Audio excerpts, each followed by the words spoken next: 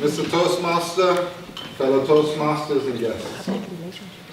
Today I'm speaking to you, as correctly mentioned, this is my second speech, and I've chosen the topic of relationship and sales which I feel encompasses and reflects my background. So in a way I'd like to share a little bit about myself, but also learn a little bit about you as well in the process. Hands up anyone who has dealt with sales or has worked in sales currently. Okay, brilliant. Quite a few of you.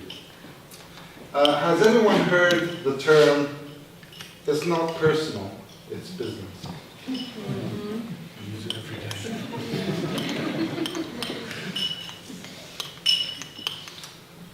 Well, I've found that working in sales, the side of personal and business, really comes into conflict quite often. And I'll give you an example of both. In my speech today, I have split my speech into a small experience and also a poem reflecting this topic. And especially this phrase, it's not personal, it's business. The experience. There I was, sitting in a table with her in front of me. The candlelight was glowing. I had my new clothes. I was looking at her, awaiting, seeking her attention. She saw something. It caught her eye, something or someone. "Mario," she cried. I looked bewildered. She's like, "Oh my God, I haven't seen you for 2 weeks. Do you remember that conversation we had?" I was sitting back, looking, waiting. Who is this Mario? All of a sudden, she greets him with a tight embrace. She says, "Mario, let me introduce you to George. George, this is Mario. He is the best bartender of Nicosia." She's like, "How are you? Do you remember me?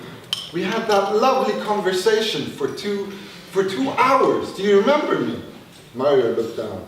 "Do you remember my name, Mario?" Mario had his head in his lap. He was ashamed. He had forgotten.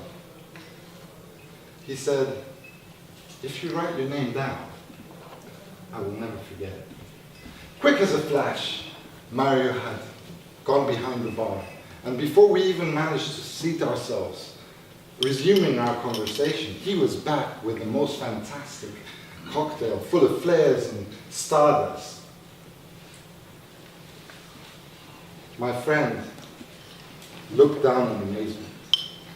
Not only had Mario remembered her name, but he had managed to write it on the froth of the cocktail in edible pink letters with shiny, sparkly fireworks at the same time. At that moment, I was introduced to the sales game we call life. It's not personal, it's just business.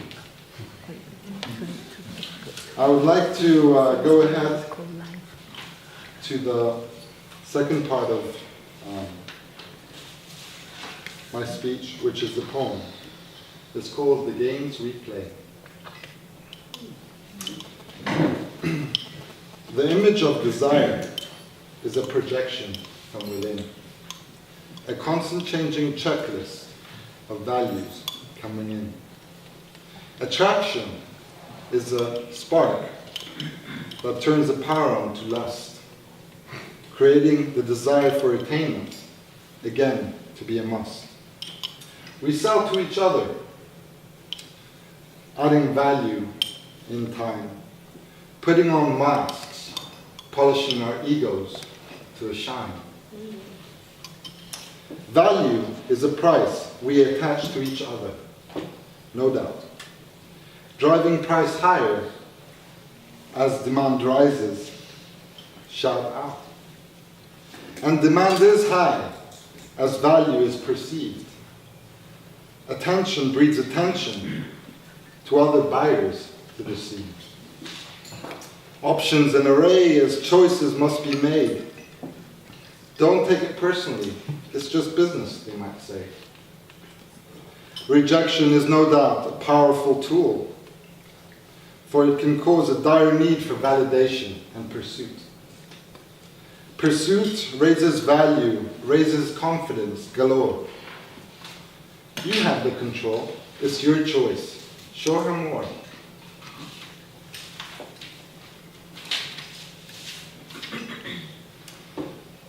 I may be a salesman,